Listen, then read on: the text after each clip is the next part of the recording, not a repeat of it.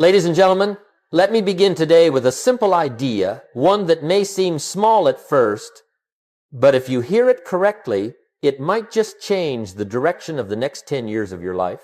There comes a moment in every person's journey when you stop negotiating with your feelings and start honoring your commitments.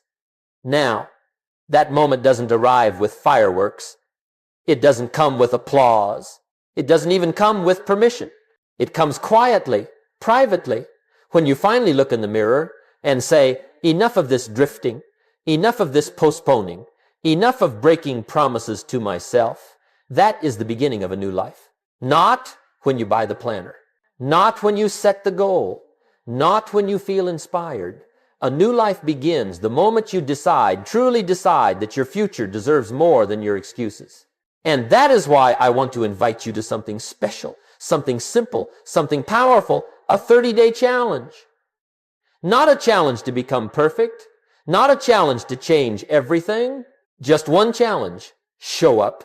Show up when you feel like it and show up when you don't. Show up on the easy days and show up on the days when life hands you reasons to stay home.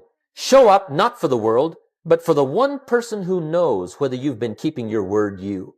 Because if you can learn to do that for 30 straight days, you'll build something far more valuable than a new habit. You'll build the foundation of a new identity. This challenge is not about motivation. Motivation comes and goes. It flares up like a match, bright, exciting, and gone in a moment. No, this challenge is about discipline. Discipline is steady. Discipline is quiet. Discipline is the long-term partner of anyone who ever accomplishes anything of worth. And if you can learn to show up consistently, even when you're tired, even when you're busy, even when you don't feel like it, you will begin to trust yourself in a way you may not have trusted yourself in years. So as we begin this journey together, remember, your life does not change in the grand moments. It changes in the small decisions repeated. And these next 30 days may very well be the turning point that separates the person you've been from the person you intend to become. Now let's talk about something most people never take the time to examine: why we break promises to ourselves. You see, if you break a promise to someone else, you feel guilty. If you tell your friend you'll meet him at 10 and you don't show up, you feel embarrassed. If you tell your boss you'll have the report done Friday and you miss the deadline, you feel the consequences. But strangely enough, when we break a promise to ourselves, we dismiss it. We say, no big deal. I'll start tomorrow. It's just me. And that, my friends, is where the trouble begins. Because if you can't trust yourself, who can you trust? If you don't keep your own word, whose word will you believe? Breaking promises to yourself is not a small act. It's a quiet erosion of self-respect. And it doesn't happen suddenly. It happens little by little, like a slow leak in the tire you don't bother to fix. You don't notice it the first day. You don't notice it the second week. But one morning you wake up and the car won't move. That's what happens inside a person who constantly says, I'll do it later. The self-trust leaks out. The confidence flattens. The willpower wears thin. Not because the person lacks talent, but because they lack integrity with themselves. You see, most people believe they fail because they're lazy. No.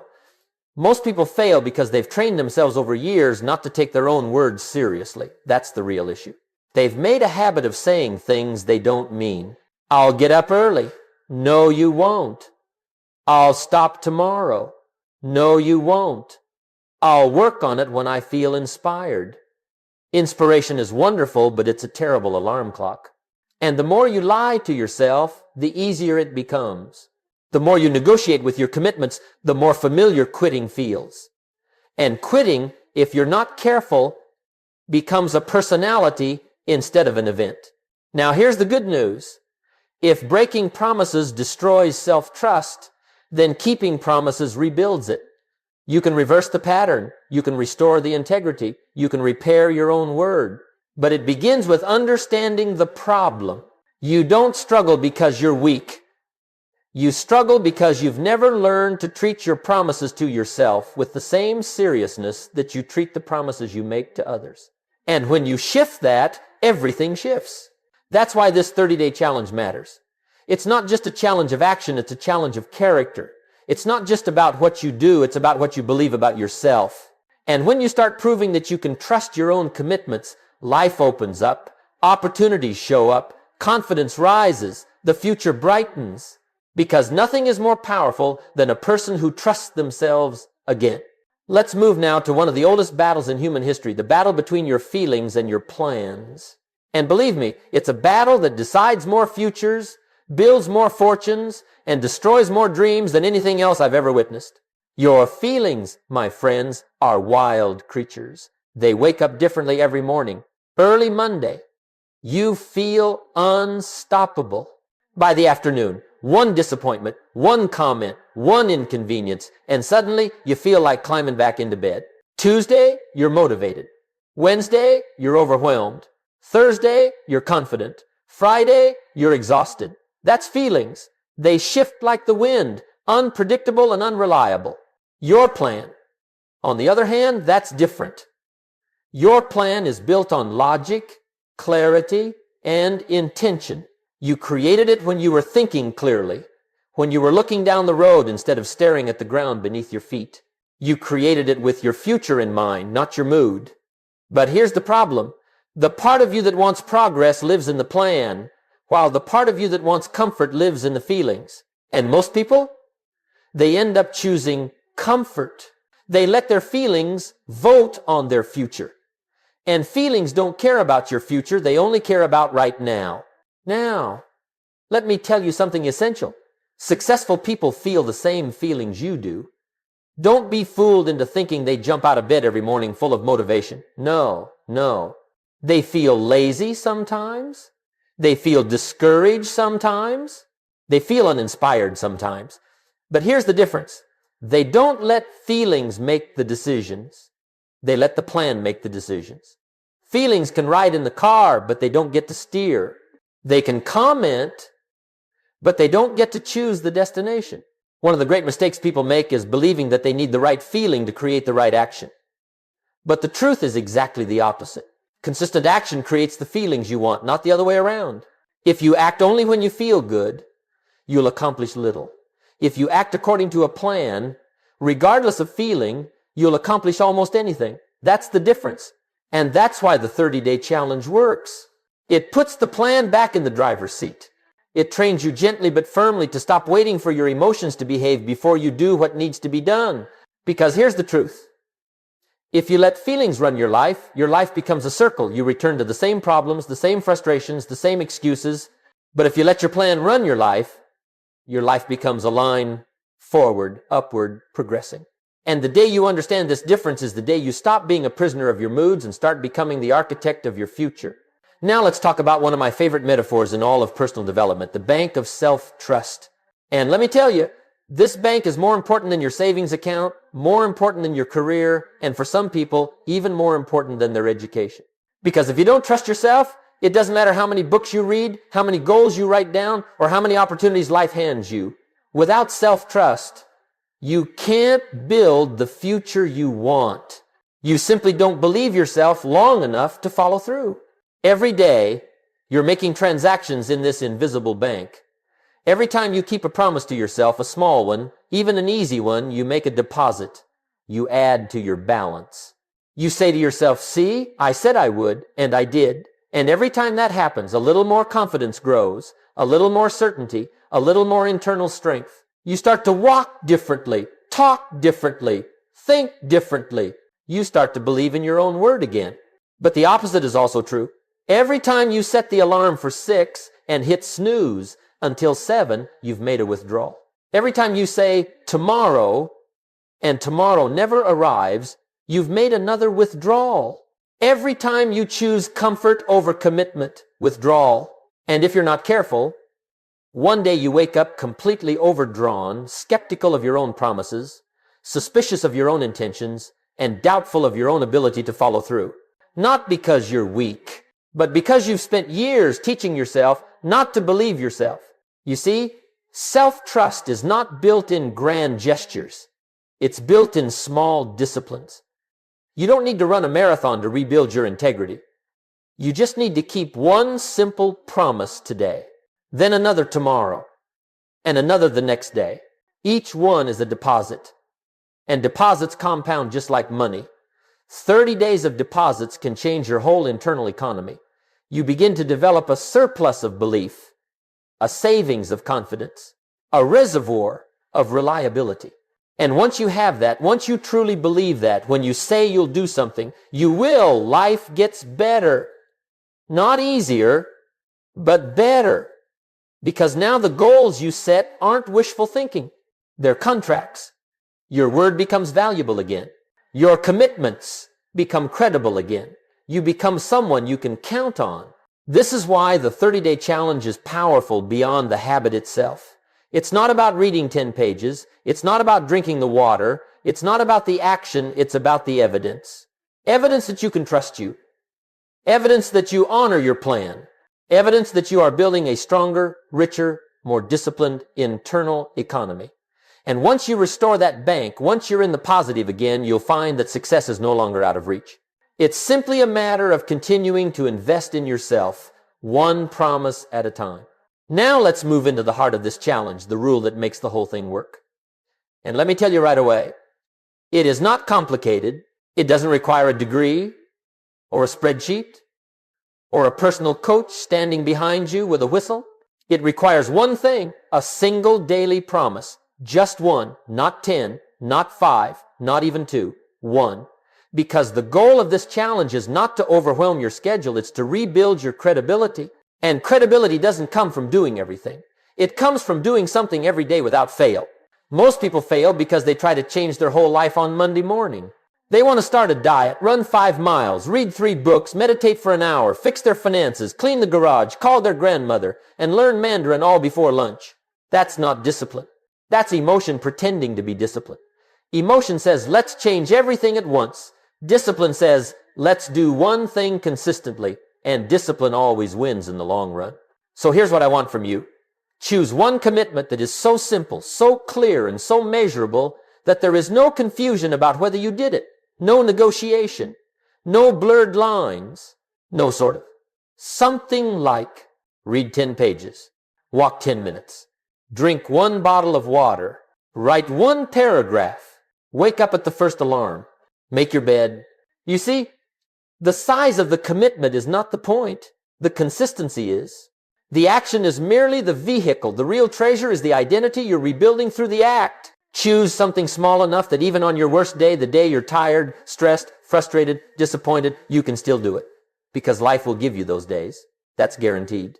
But what you're training in this challenge is the ability to keep moving even when the day isn't cooperating. That is the muscle we are trying to build. And muscles don't grow from what you do once. They grow from what you do repeatedly. Now let me warn you of something important. Your feelings will attempt to complicate this. They'll say, this is too easy. Make it bigger. Make it grand. Don't fall for that. Your feelings want excitement. Your future wants consistency. The excitement will fade. The consistency will remain. What we are building here is not a moment of inspiration. We are building a foundation for your life. And foundations must be steady, not dramatic. So pick your one promise, write it down, say it aloud, and commit to doing it for 30 straight days. Not 28, not 29, but 30. Why? Because 30 days is long enough to confront your excuses, long enough to reveal your patterns, long enough to face your feelings, and long enough to prove that you can win the daily battle with yourself. This is the rule. Simple, clear. And if you follow it, it will change something far more important than the habit itself. It will change the way you see yourself.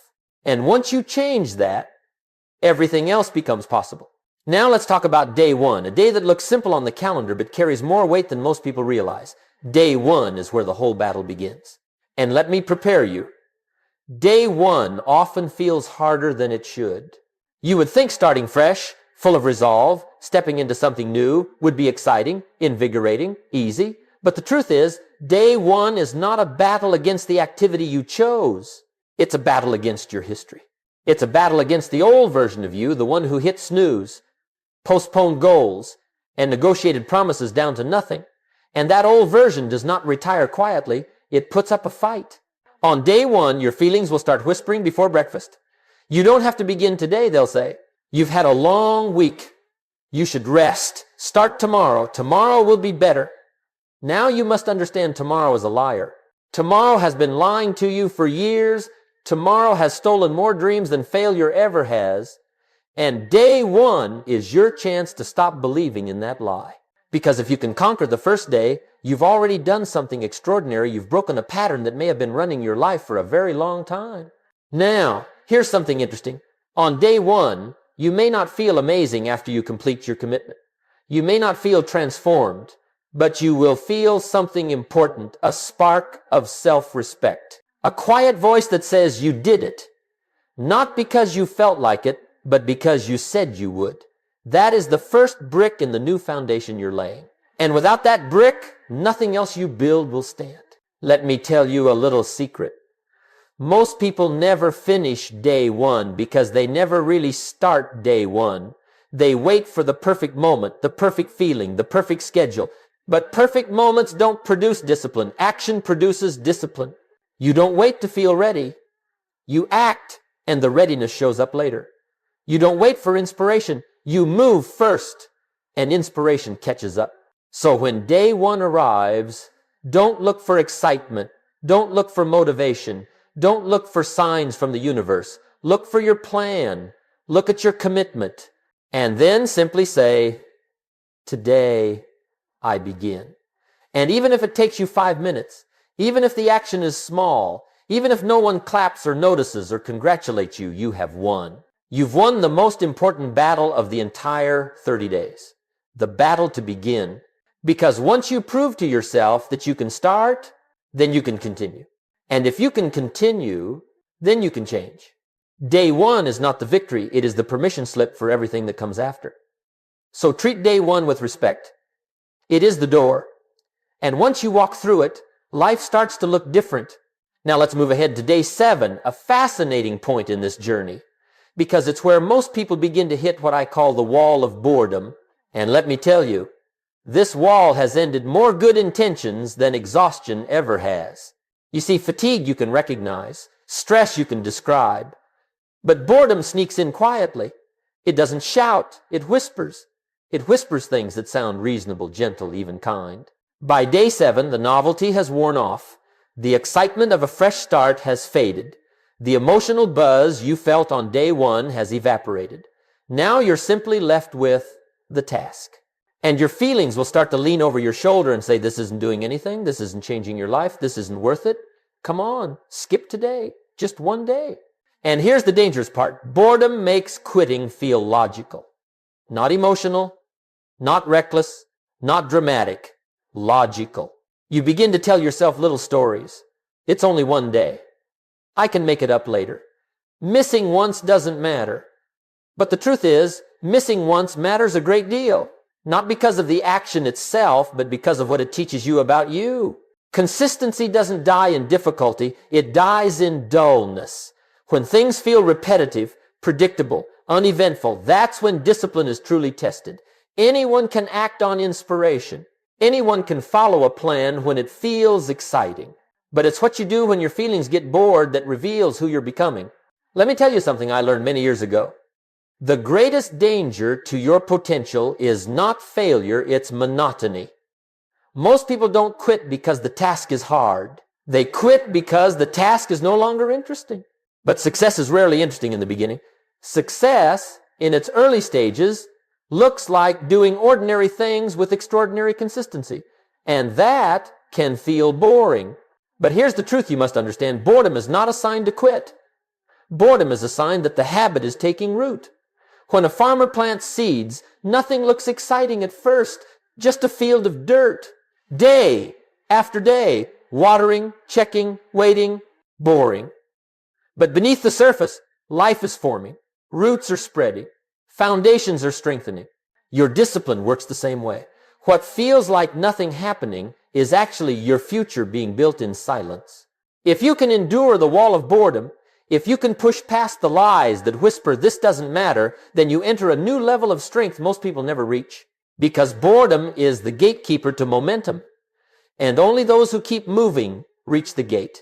So when you hit day 7, and don't ask, why am I bored? Ask, what is this boredom trying to keep me from becoming? keep the promise anyway. Keep the commitment anyway. Because the person who shows up when nothing is exciting is the person who wins when everything is possible. Now let's move to day 14, the day momentum begins to awaken. And let me tell you, momentum is one of the most powerful forces available to a human being. People often underestimate it because it doesn't arrive with fireworks or celebration. It arrives quietly, subtly, almost secretly. But once it shows up, it changes the entire landscape of your effort. By day 14, something begins to shift. The task that once felt heavy now feels a little lighter. The daily commitment that felt like a push now feels like a pull. And the voice in your head that used to say, "Do we really have to?" begins to soften. You may not even recognize the change at first, but you'll feel it, a sense that something inside you is finally beginning to cooperate. Momentum does something remarkable. It reduces the cost of effort. What once required willpower now begins to require less. What once needed motivation now begins to run on rhythm. And rhythm is far more reliable than motivation. Rhythm can carry you through days when motivation is nowhere to be found. Let me explain it another way. Imagine trying to push a car from a dead stop. At first, it doesn't move. You lean into it, nothing. You push harder, a little movement. And then, after enough force, it begins to roll, slowly at first, then steadily, then with surprising ease. And here's the lesson. The hardest push is always the first one. The next hardest is the second. But once that car starts rolling, maintaining momentum requires far less strength than creating it. Your life is the same way. Your habits are the same way. Your future is the same way. And momentum has a partner belief. Once you reach day 14, you begin to believe in yourself differently. Not an emotional belief, a practical belief, a belief grounded in evidence. You begin to think, maybe I can stick to something. Maybe I am becoming more disciplined. Maybe I am changing. And that belief makes the next few days easier. Not easy, easier. Now, here's another powerful truth. Momentum is generous. It multiplies your actions. It compounds your efforts. It gives you a return higher than what you put in. That's why the great achievers in life guard their momentum with everything they have. They know how precious it is. They know how rare it is. They know how expensive it is to start over once momentum is lost. Some people waste years of their lives living in the cycle of start, stop, always pushing the car from zero, never letting it roll long enough to truly move. And every restart costs more energy, more confidence, more time. But not you, not now. Because if you can reach day 14 and recognize momentum when it arrives, you'll realize you've stepped past the hardest part of the journey. So when you find yourself on day 14, feeling that subtle shift, that growing rhythm, that quiet sense of progress, acknowledge it, protect it, appreciate it, you've earned it. Momentum is not given, it's built. And now that it's here, let it carry you forward into the next stage of your transformation. Now let's travel a little further down this 30-day path. To day 21 a day, I consider one of the most profound turning points in the entire journey. Because around day 21, something extraordinary begins to happen. Not to your schedule, not to your routine, not even to your habit. No, something begins to happen to you. This is the point where your actions start reaching down into your identity and quietly rearranging the furniture. By day 21, you've shown up again and again, not perfectly, but consistently enough that the evidence is starting to stack up. And evidence, my friends, is powerful. Evidence begins to alter the story you tell yourself about yourself. Up until now, you may have carried the identity of someone who quits, someone who hesitates, someone who starts strong but fades quickly. But after 3 weeks of honoring your promise, that old identity begins to crack. And a new one begins to form the identity of someone who follows through. This is where you stop saying, I'm trying to be consistent, and start saying, I am consistent. And that shift from trying to becoming is one of the greatest shifts a person can ever experience. When you move from I hope I can to I am the kind of person who does, your entire life takes on a different tone. You see, most people try to change their life with willpower. But you don't need more willpower, you need a new identity. Because you always act like the person you believe yourself to be. If you believe you're undisciplined, you'll find a way to prove it. If you believe you're inconsistent, you'll act in harmony with that belief. But once you start believing you're someone who keeps promises, someone who shows up, someone who honors commitments well, then your actions begin to flow naturally from that belief. You no longer have to fight yourself at every turn. Instead, you begin to cooperate with your own nature because your nature has changed. Identity is not built in declarations. It's built in repetitions. You don't become disciplined by announcing it on Monday morning. You become disciplined by proving it every evening before bed. You don't become reliable by telling the world you're reliable. You become reliable by being reliable. Identity is the accumulation of tiny victories. And by day 21, you've collected enough victories that a new identity is emerging quietly, steadily, confidently. And let me tell you something else. When your identity changes, your standards change. You no longer tolerate the old excuses, the old stories, the old shortcuts. You stop letting yourself off the hook so easily, not because you're trying to be strict, but because you simply know better now. You know what you're capable of. You know what you've proven. And once you've tasted self-respect, it's very difficult to go back to self-neglect. This is the beauty of day 21. It's not just about keeping the streak alive. It's about recognizing that you are no longer trying to behave like a disciplined person. You are becoming one. The challenge is no longer external. It's internal. You're not just fighting to keep up the habit. You're fighting to protect the identity the habit is giving you. When you reach this stage, you will feel it. A quiet confidence, a calm certainty, a small but powerful voice that says, keep going. This is who you are now. And once that voice becomes louder than your excuses, the rest of the journey becomes far more meaningful. Now let's talk about one of the great principles that govern not just success, but life itself, the principle of the seasons. And I want you to hear this carefully, because if you truly understand the seasons of life, you'll stop giving up too soon. You see, everything worthwhile follows a natural cycle, a rhythm, a pattern. There's a season to plant. There's a season to water. There's a season to nurture. And eventually, if you persevere, there's a season to harvest. But most people never make it to harvest. Not because they lack talent or desire, but because they quit somewhere in the middle seasons when the results haven't shown up yet. Every goal has a planting season. You plant the seed of discipline, the seed of consistency, the seed of commitment. And here's the truth most people don't want to hear. When you plant a seed, nothing seems to happen.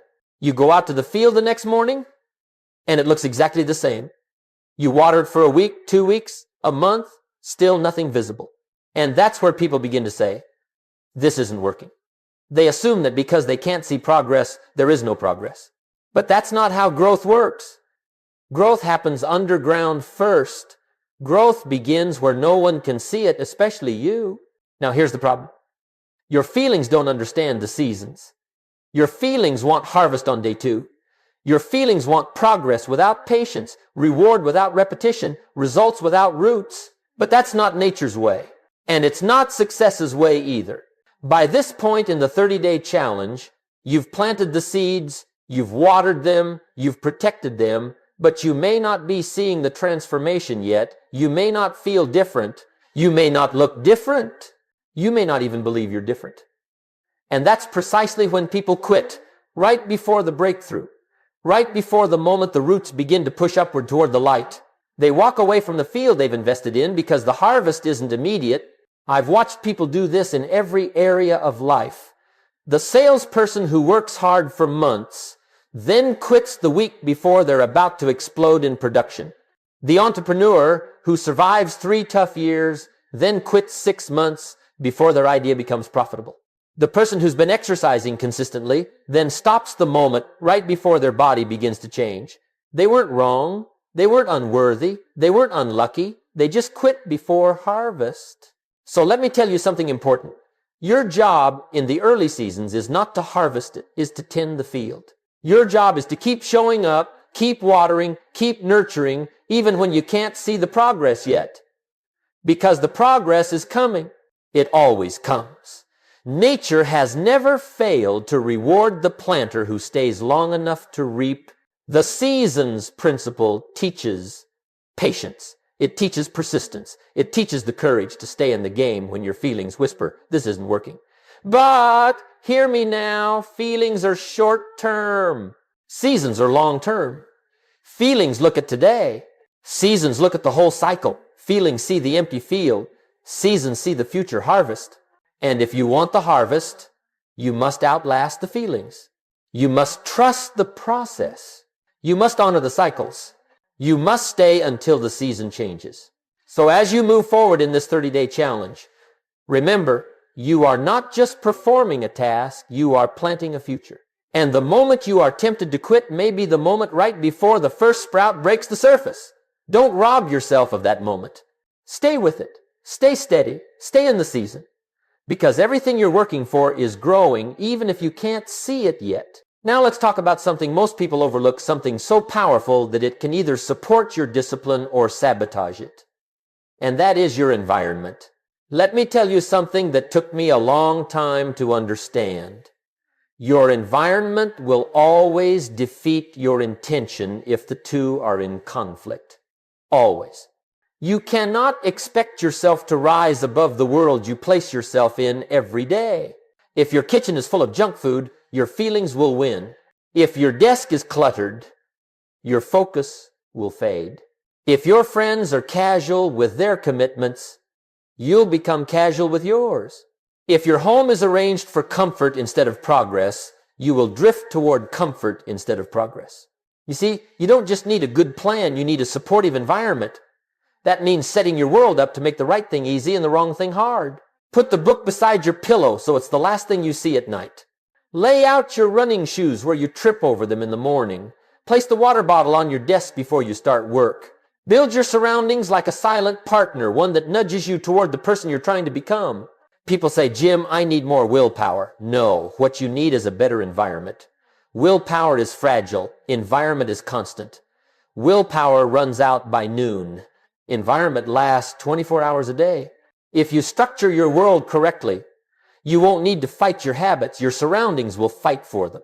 So design your environment for victory. Make it clear, simple, intentional. And remember, you cannot become a new person while living in an old environment. Something has to change. Let it begin with the world around you so that the world within you has room to grow. Section 12, the power of public accountability. Written as a live Jim Rohn style speech, continuous and uninterrupted. Now, let me share with you another powerful strategy, public accountability. Human beings, by nature, behave differently when someone is watching. We show up stronger, we show up more consistently, we show up with a little more pride, not because we're trying to impress others, but because we want to live up to the standard we declared. Find one person, just one, who is also trying to grow, trying to improve, trying to become more disciplined, and say to them, here is my commitment. Ask me about it every day for 30 days. That's it. Not to pressure you, not to shame you, just to acknowledge it, just to make it real. You see, accountability does something remarkable. It exposes your excuses. It forces you to face your own patterns. It turns the private negotiations you've been having with yourself into public commitments you must stand behind. And when you do, when you know that someone will ask you, did you do what you said you would do, you carry yourself differently. That little bit of added responsibility can turn a maybe into a must. And here's the beautiful part. When you keep your commitments publicly, your confidence grows privately. You build inner strength from outer accountability. It's a wonderful partnership, so don't be too proud to ask for support. Success is personal, yes, but it is rarely solitary. Let someone walk with you, not to carry you, but to keep you honest. Now imagine arriving at day 30, the final day of this challenge. You've shown up again and again. You've battled your feelings. You've outlasted boredom. You've pushed past doubt. You've lived through the seasons of discipline. And now, standing at day 30, you can finally look back. What you see may surprise you. You'll notice something different in your posture, something different in your voice, something different in your thinking. Because after 30 days of keeping your word, you are no longer the same person who began this journey. You have evidence now, evidence that you can trust yourself, evidence that you can stay consistent, Evidence that you can overcome feeling, fatigue, frustration, and fear. And that evidence is priceless. You didn't just create a habit, you created proof. Proof that when you say, I'll do it, you will. Proof that you have the capability to build the life you want. Proof that discipline is within your reach, not beyond it. Day 30 is not the end, it is the beginning. Because now you know what you're capable of. And once a person knows what they're capable of, the world opens up in a new way. Let's talk now about what this challenge truly gives you, something far more valuable than a streak of days or a completed checklist. It gives you freedom, not the freedom to do whatever you want whenever you want. That's not freedom, that's impulse. Real freedom is the ability to control your actions, to choose your behavior, to follow your values instead of your moods. The person who cannot say no to comfort is not free. The person who cannot follow a plan is not free. The person who is controlled by their feelings is not free. But the person who can act despite their feelings, that person is free. And freedom is the birthplace of achievement. Once you have discipline, you are no longer at the mercy of circumstance or emotion. You can build, you can grow, you can create, you can rise. And that, my friends, is the long-term gift of this 30-day journey. Not the habit, not the streak, not the checklist, but the freedom to build a future without being held hostage by your own feelings. So as we bring this journey to a close, let me leave you with this simple truth. Your life is shaped by the promises you keep, especially the ones you make to yourself. And for the next 30 days, I want you to keep one promise. Not to me, not to a friend, to you. Show up when it's easy. Show up when it's boring. Show up when it's difficult. Show up when you don't feel like showing up. Because every day you honor your word, you strengthen your character, and when your character grows, your entire life expands, your confidence rises, your belief deepens, your options multiply. So here is the invitation. Simple, clear, powerful. Pick your one promise. Begin today. Keep it for 30 days. Become someone you can trust again. And when you do, you'll be amazed at the person waiting for you on the other side. That's the journey. That's the challenge. And that, my friends, is how everything begins.